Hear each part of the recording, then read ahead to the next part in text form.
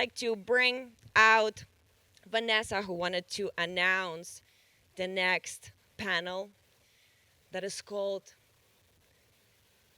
it's a long name. It's a long name. The little action that starts little ripple starts a big wave. The big waves are coming. And they're coming from Oceanborn Foundation. Yes, people, honestly, I love you so much. Seriously. Seriously, you are all so dope. I've been just so engaged and involved in your project. And honestly, I want to do everything to support. And all of you, if anyone needs help with content, okay, that's what I can do. So this is my help. If anyone needs help with content, I got you, friends. And I also want to help and participate and collaborate with all of your amazing projects and ideas. But I'm gonna stop here, please. Vanessa, tell us about our final talk. Is this our final talk? It is. Yes. Okay. Should we do a little shake before? I feel like we were sitting down It's been too such much. a Yes, long yes, day, yes. guys, and Let's everybody's bring been it up. amazing. Let's bring it So up a little everybody bit. stand up and shake. Just a little Let's move a little bit. shake We need to move. before the last one, okay? We got it. We want to take it in. We don't want to just sit here and be like blah blah blah. You know, we No, really no, wake wanna up. Take it in. Are you going without a microphone? Take it in. All right. Oh yeah. Okay. Gotta grab Bring your it up. mic. Bring it up. Bring it up a little bit. A little shake on the grass you are. always helps. A little stretch and spin. Okay. Stretch. Flying away. Thank you. So, guys, thank you. It's really been a long day for everyone, and everybody's been incredible. And I think we're all a bit overwhelmed in the most positive way with what we've learned, what we've heard, what we've been inspired with. But now we're going to tell a story of something that happened that started here in Cascais. How long ago, first of all? And then I'll introduce you guys. Just to give a time Started frame. about 10 years ago. Okay, so 10 years ago. So on this panel, we have the founders of Ocean Beer, but there's a chronology and a story behind it. So I'm first going to ask Santiago to tell us how this all started.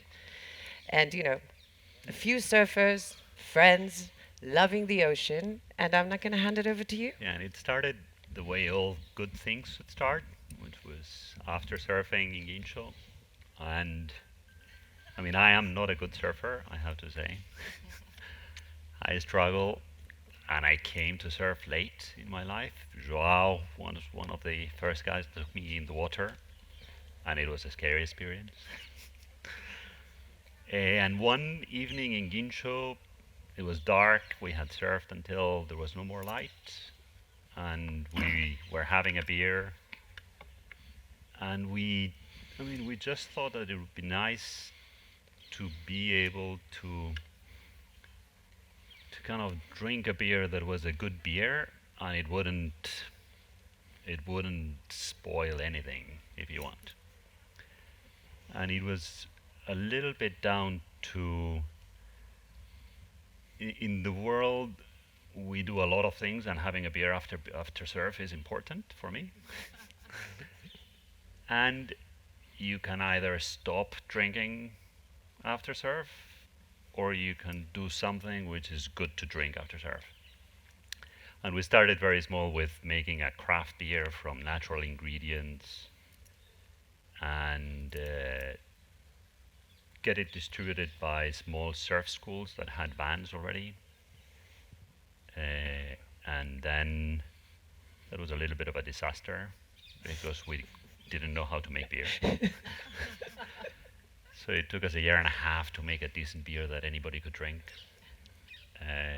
And then the rest is a little bit of history. But on that note, I'm just going to ask you a question, because you say it took a year and a half to actually make a good beer. So, you know, I've got a question here on a paper I was given, and I think it applies to this and in general in life. Do you believe that an ordinary person can make a difference? Because you made a difference after a big endeavor, but I in life in general. I think it is the combination of people. I think somebody said collective individualism, and I don't think I would have been able to do anything without many, many, many people that have gotten involved in the Yeah. project. So it's really how one little thing can get a lot of people on the boat, and then it changes things. Yes. And this is it originally, guys, it was called surf brewing. So that brings us now on to Martin, because then surf brewing evolved.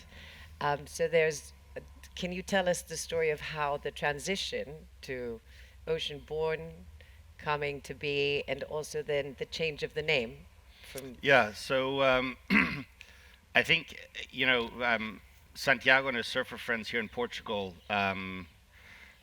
started this, and it really took off in the surfing community. And Santi and Carolina and I have been friends for a very long time, and Santi's view that was there's something there.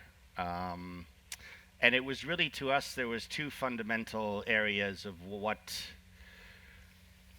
how we could take this to the next level. And one was putting it into a foundation, a legally registered foundation, where there was a real commitment that all profits and everything was going to stay in this closed loop system to promote and support ocean protection.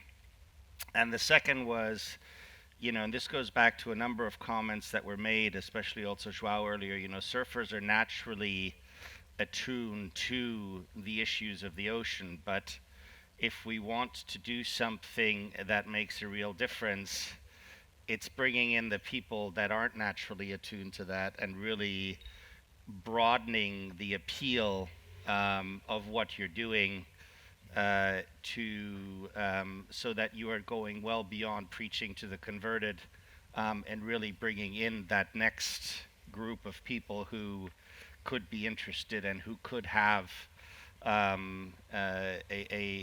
passion around this topic. And so, for us, it was just broadening the brand a bit beyond the surfing community, and appealing to the importance of the ocean in what is the fight against climate change. And so those were the two really important elements of really trying to take this to the next level, and develop this into something that could make a real difference. So beer became the ambassador, basically. Yeah, it's our Trojan horse. There's no question.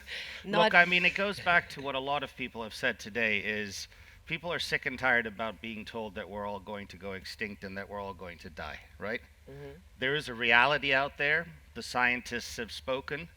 But at the end of the day, if we don't keep a message of hope and we don't keep a message of positivity around the changes we're trying to make, you know, we may as well go home and wait for whatever to happen. And so, the beer really for us is that Trojan horse that allows people to have a conversation around climate change and around, the ocean in a way that isn't that constant bad news that comes in Mhm. from all over the place. And I think that's the real importance of this. Well, yeah, because it's fact that scientists estimate that 70% of our oxygen comes from the ocean. So they're known as the blue lungs of our planet.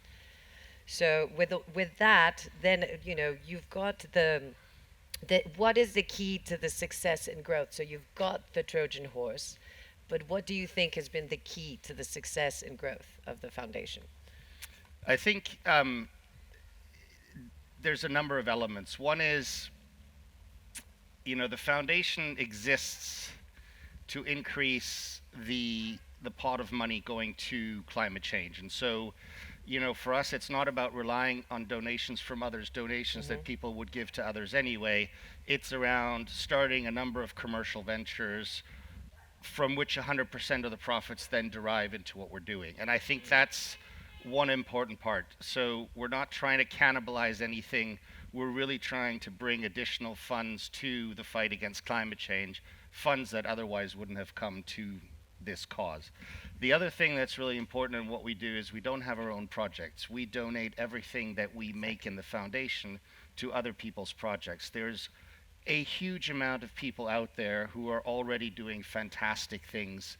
We all know what the problems are. We know what a lot of the solutions are. There's no point in reinventing the wheel The wheel. and kind of trying to start up your own projects when there's plenty of other people out there that just need that a bit of additional funding, that bit additional acceleration. And so for us, it's all about trying to increase that pie of money that's coming in and then using that money to support and accelerate people who are already out there fighting on the front lines. And that's really the essence of what we're putting out there, and I think it's going to be the basis of our success, because it's really about trying to not reinvent the wheel again and again, but doing something completely different. So just a side note, guys. So Martin and Carolina are a couple. If I've ever known a power couple, this is one of them. There's a few here, but they are incredible. And so this is an endeavor that they set off to grow and to continue. So we want to hear from Carolina, because Carolina is the one that actually runs the foundation and, probably one of the most informed people I know in this space. So we want to hear from you. Thanks, Vanessa. Thank you for having us. Thanks to Extreme Hangout. I suppose I'd just add here that with a commercial, so we have 4 business units within the foundation, and these are really platforms in a way. Like none of, if I take on what Martin was saying, that we don't go out and fundraise, the only engine here, so we're providing a vehicle for consumers to consume products that have a lower negative impact on the planet to get to you, that Vanessa is proudly and very successfully wearing. And then for also, given that these products sit within the foundation and 100% of the profits are being donated to accelerate others who are actually doing the work, for the consumers then becomes the driver of change. Mm-hmm. This isn't Oceanborn Foundation driving change. This is Oceanborn Foundation just redirecting money. But it's the consumers, we can't care, it's the consumers driving us. And so I think the wonderful thing that's happened today is we're all starting to repeat each other, and that's really good news, because it means we're all on the right track. So when people have been saying over and over in different ways today, like, what can I do about it? Like, your consumption choices matter. Yeah. It is collective consumption choices that have gotten us into a lot of the mess that we're in, and therefore collectively we are going to be able to get ourselves out of it. And every day you are making choices. The only thing is, it's convenient, habits are hard to break, but if we actually, and everyone here is aware, the problem comes in your day-to-day, like you forget because you've always been doing something. If we can just more purposely think about the brands we buy, what we eat, and it's really not to preach and tell anyone. I think it's not our place, because everyone lives, one of the speakers earlier today was talking about equity. Like, the equity issue here is very, very real. So, the whole telling people how to live their life, it depends on so many factors. But being aware is definitely everyone's responsibility, and trying to figure out which piece of this you play is there. So I think we see ourselves as kind of that middleman to try to drive or accelerate the change that's out there. But it's, people choosing better that is actually driving the change. I'm going to correct you there, because you're not trying to, you are doing it. So just to give an example, this t-shirt, can you tell us about it? Because microplastics going back into the ocean, so giving consumers a choice. We've got the fabulous vintage market there with our friends that helped us organize it. So, this is a choice where you can use, reduce, reuse, recycle, and you choose vintage, which is different and new. But for example, the t-shirt that we're wearing, tell us about that.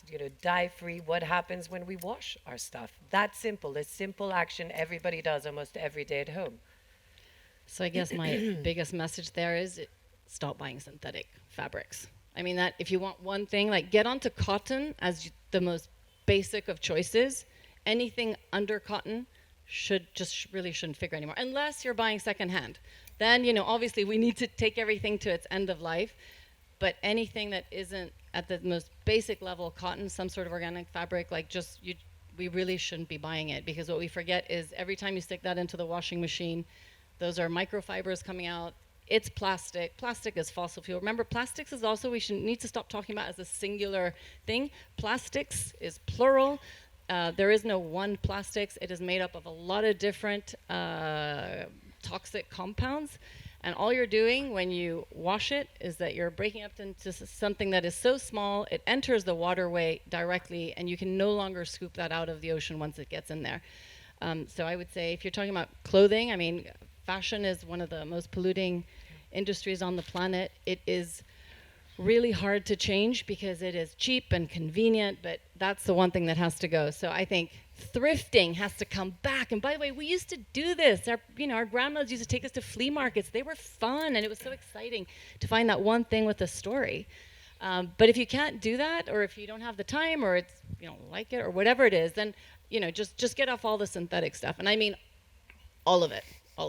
And then look, there's so much cool stuff. Can I just say, especially here in Portugal, Portugal is leading the whole textile industry. You can buy the most amazing fabrics in literally anything today, and you wouldn't know the difference, except that it's a lot better. But you can get textiles in orange peel. You can get them in nettle. You can get them in wood. You can get them in algae. You can get the coolest stuff. So explore, have fun. So that takes me to the 100% for the ocean quote.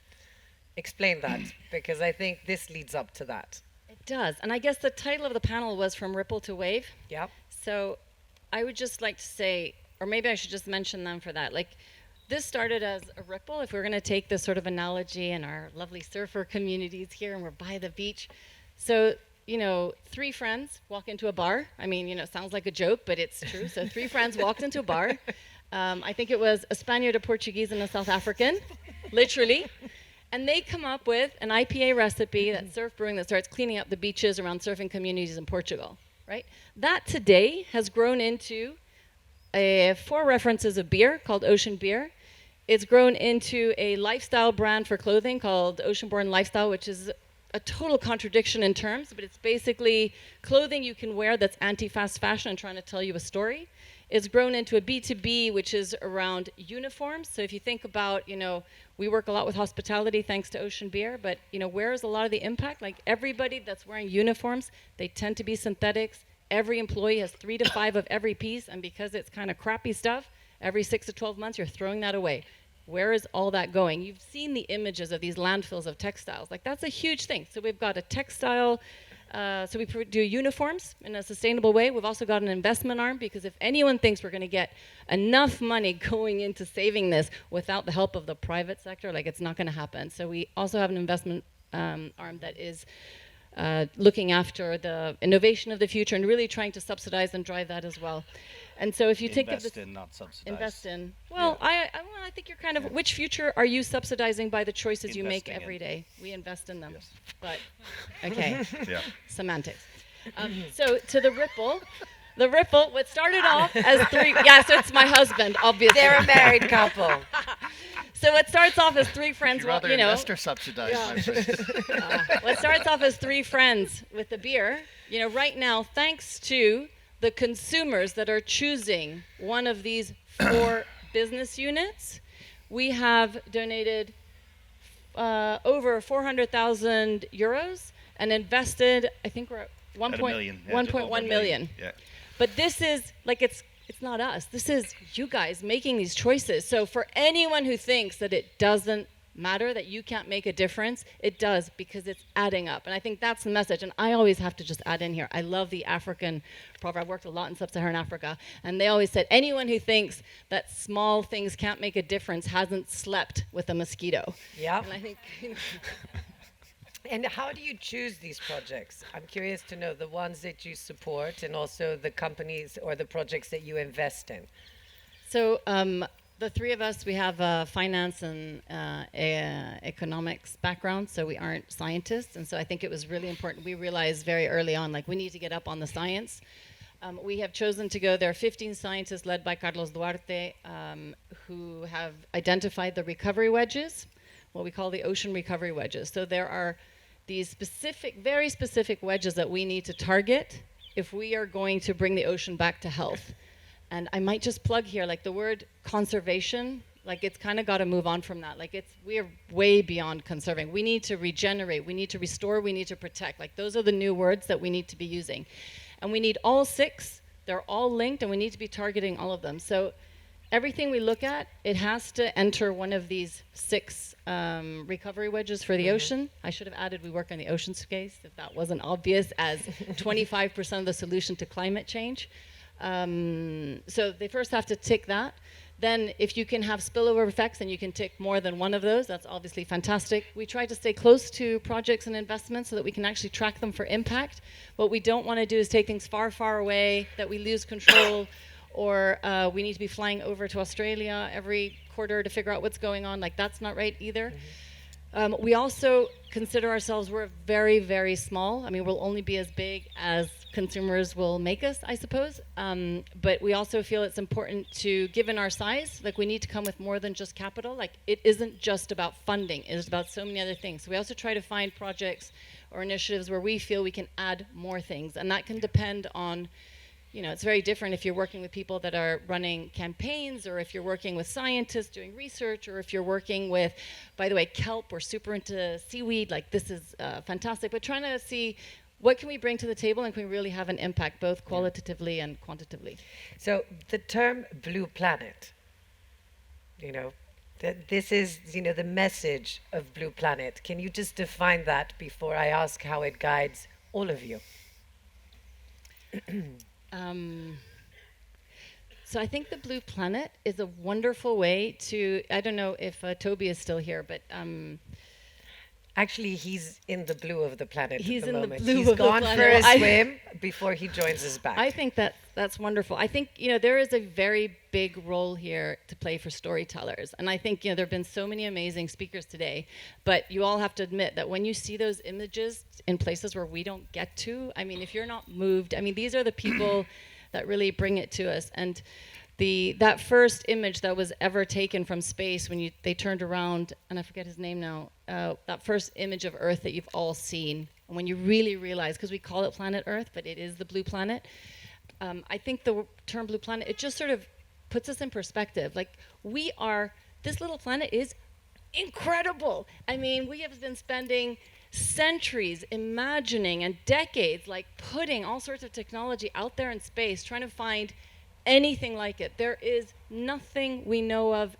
anywhere that has allowed for the biodiversity and the richness and this beautiful equilibrium that we have on this tiny little piece of rock at the end of our little galaxy, at the end of this universe. I mean, it is a random crazy that we are here. And I think just us as a species, what is it? It's 400,000 million, or no, 40,000 million years to get us to the state of consciousness that we are here. It's just wonderful.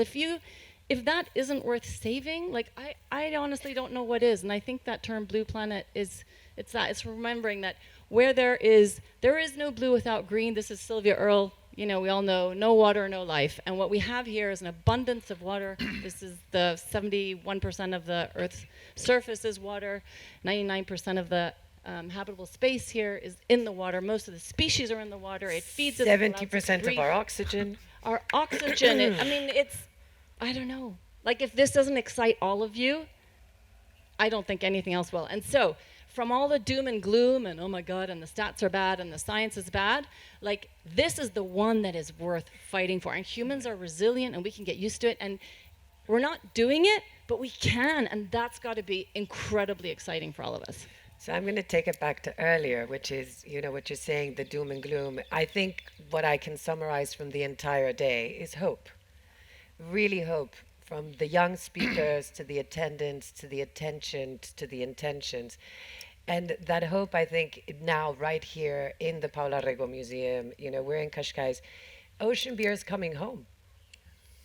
And this, I think, is a really interesting thing, because it's also true that it's the first time you three are talking about it together That is in true, public. yeah. Yep. And, you know, this is 10 years in the making, coming home, which I think is absolutely fabulous. And one of the things, because I don't want to talk about the anxiety of youth or whatever it is, but I want to turn that around into hope. What do you see? Because you're saying it's the most beautiful planet. So I'd love to see if anybody here has any messages of hope from what you've taken away from today, or from any other, you know, from that you brought here yourself. Because we've all come home. We've all come together. We're all sitting here, you know, with the same intention that we're going to take away. So Ocean Beer has come home. You know, Ocean Beer is being presented together. So I'm going to ask you three for your messages of hope, and then we're going to ask the audience to pitch in. Hopefully somebody will.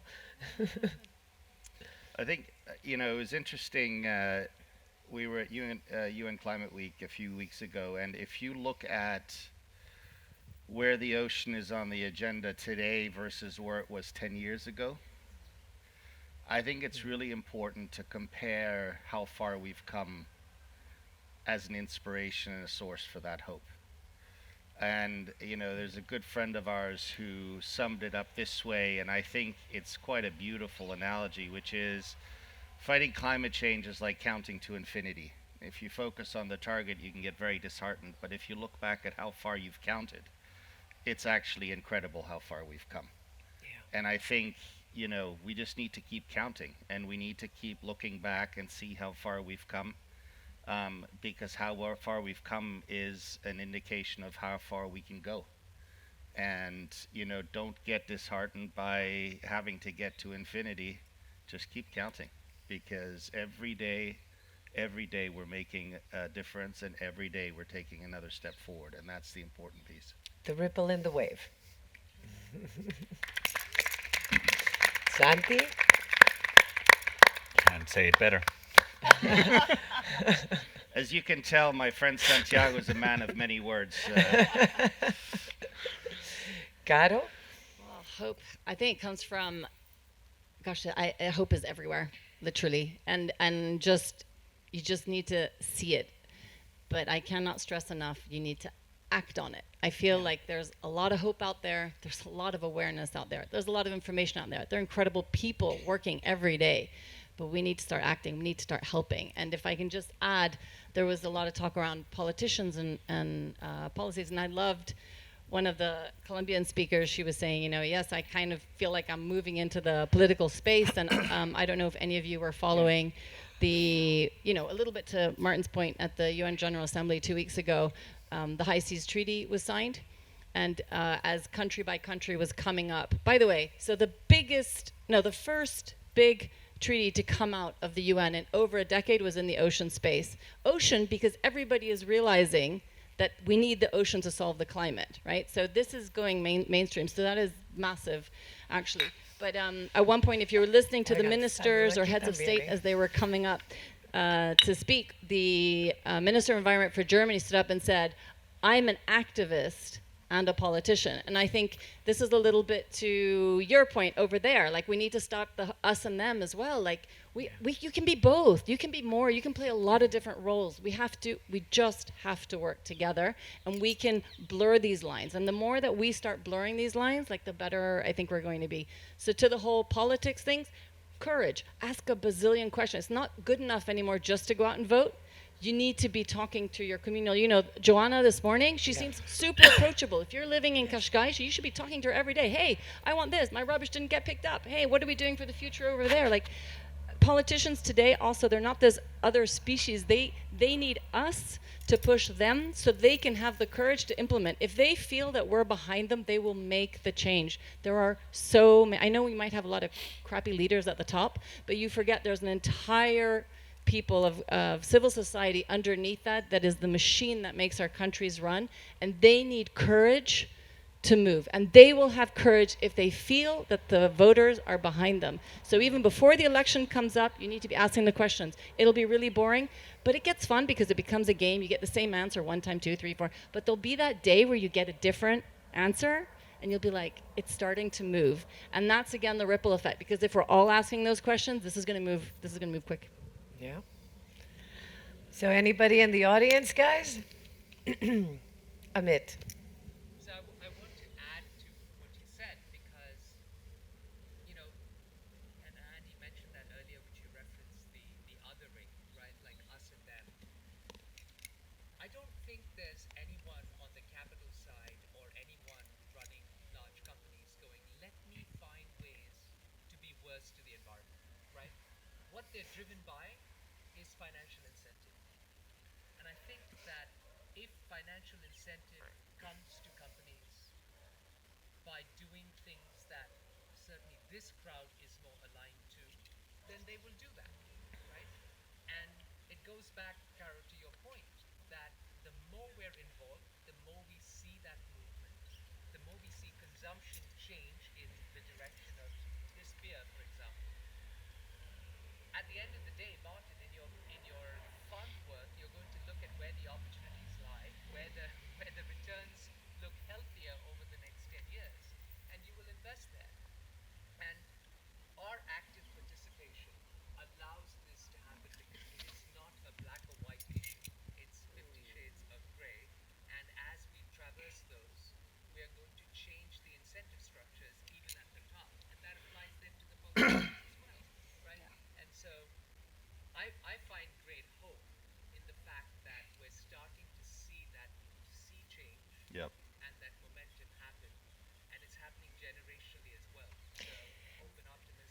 could I add something to that? Because I think it's exactly right. And just to add a little bit of burden on everyone here, if I may, since I think this is like we're obviously here because we're interested and we care. So Johan Rockström, I don't know how many of you guys recognize him by name, Stockholm Resilience Center. He's the one behind what is today called the planetary boundaries that everybody is measuring. Fantastic documentary with David Attenborough popularizing this. If you haven't seen it, Breaking Boundaries, do. He has, so he's a physical scientist, but he has a theory on social change. And this is what's super interesting, and this is super relevant for this group. His belief, first of all, climate deniers, they're very loud. There are not so many of them. Take, heart at that. But most people, they can't worry about climate in their everyday. They have to put food on the table. They have an elderly parent to look. They get to work. They have 3 shifts. It's too difficult. But he figures, but they want to do better. They just can't do better in their day-to-day. But he figures that if you can get 20%, if you can activate 20% of the population to do that tough work, to do exactly what you're saying, like to incentivize things to change, that it's 20% is the social tipping point to release and change and then everyone else will follow like a domino.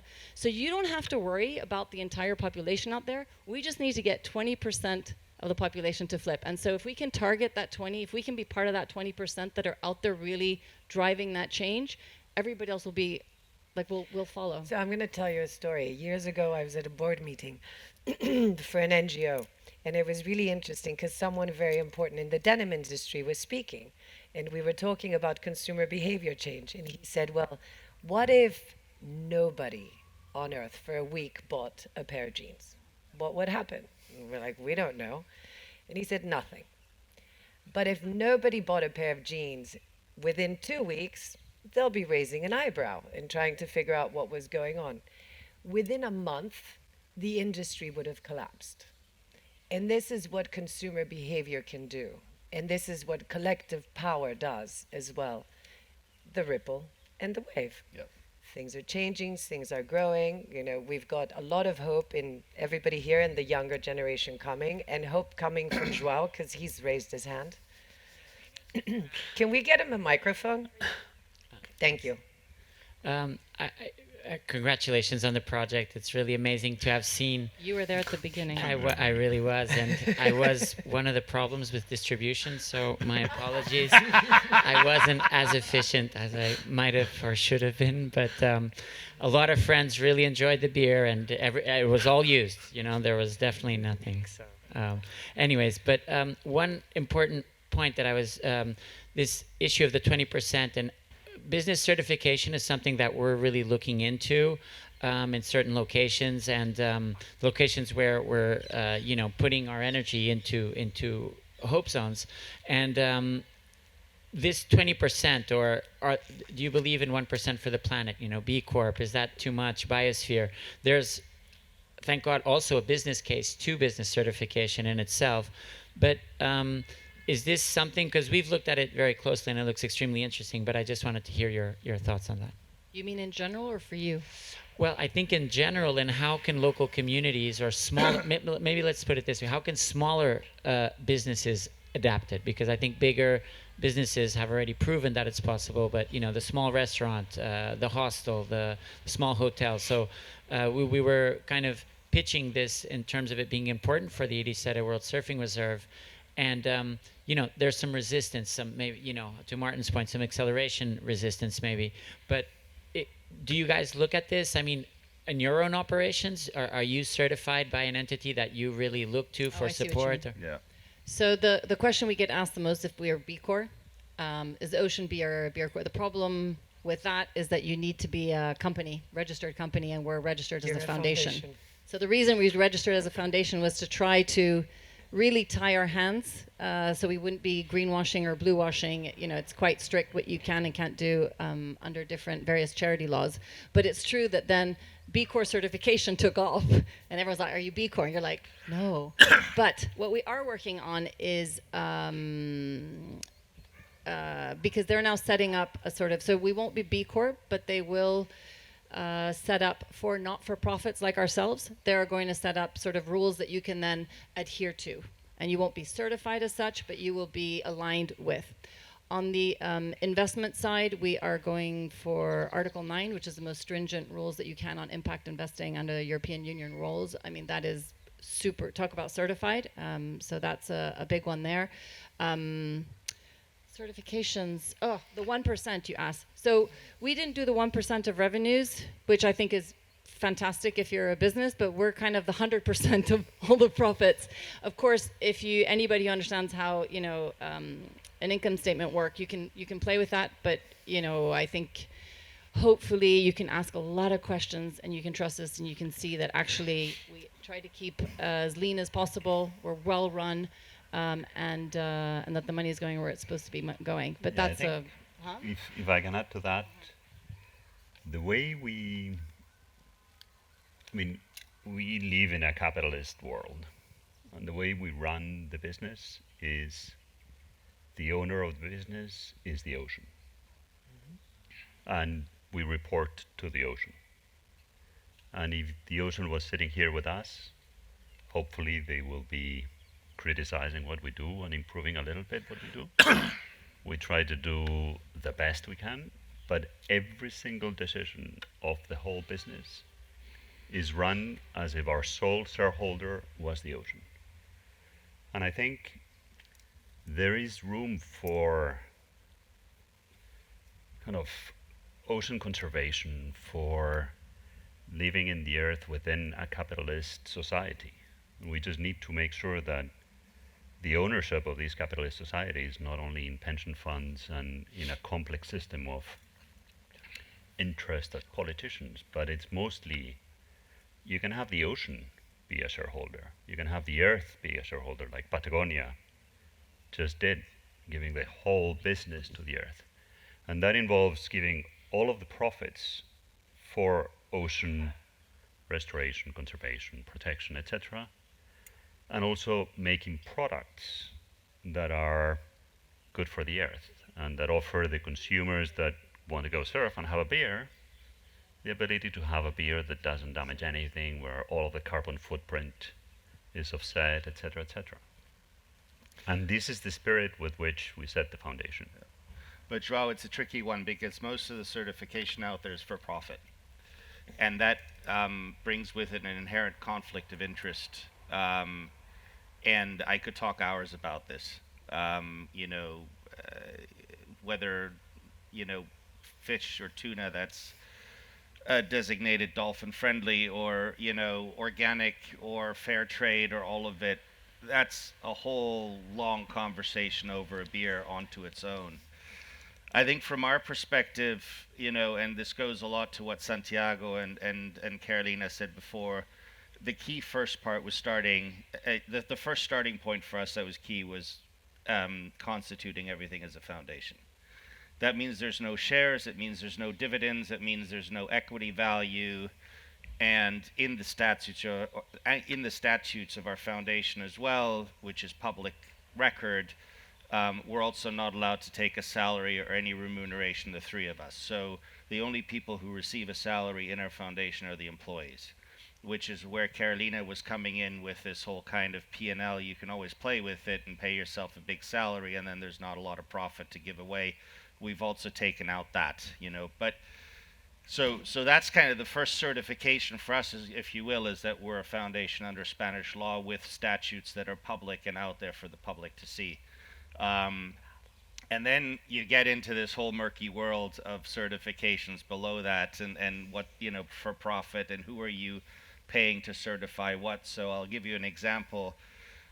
Our beer is vegan, and we wanted to get it certified vegan, and we went to the main body that certifies vegan, and they wanted 15% of our profits for perpetuity so that we could use their logo. So we designed our own logo, put it on the bottle, and that was the end of that. But there's it's a very difficult world out there, this whole certification world, and when you strip back the layers of the onion, there's a lot of bullshit that goes on in that, unfortunately, right?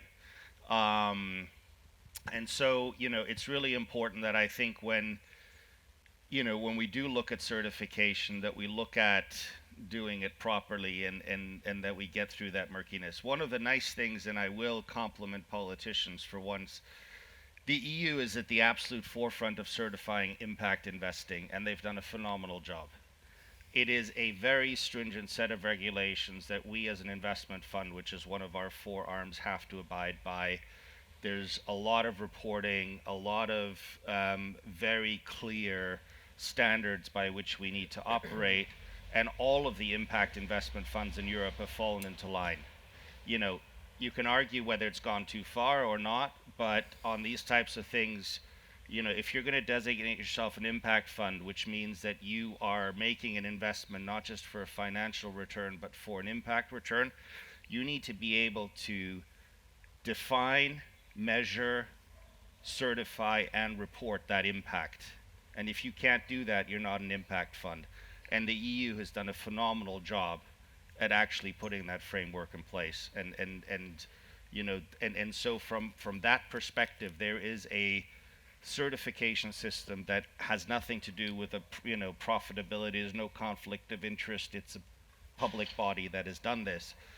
But when you get into all of the other stuff, again, organic, fair trade, dolphin friendly, vegan, it's all for profit. And But perhaps I you could say don't what need we it are doing. because you have all the transparency behind Yes, the I was gonna say, so foundation. we no, don't- but I mean, it's a public. long way of answering Joao's question, which is, you know, have you guys looked at certification? And the way we think about it is first as a foundation, and then within each of these. Yeah. But what we have done is audit. I think we're there are 100% is, but we're also only 2.5 years in, so we don't have a lot of track record. You know, eventually you want to get everything on. Right now, what we're auditing, always getting external auditors for, is the 100%, so that when actually you are buying any of our products, you know that 100% that profit and the money went where it said. So it's not a certification, but it's an external audit, which I sleep very well at night with that. Fantastic. Are there any other questions? I was just going to say You all deserve a beer. Yeah. one thing before the beer, which was to lead on from effectively what you've done is give the ocean a seat at your board table.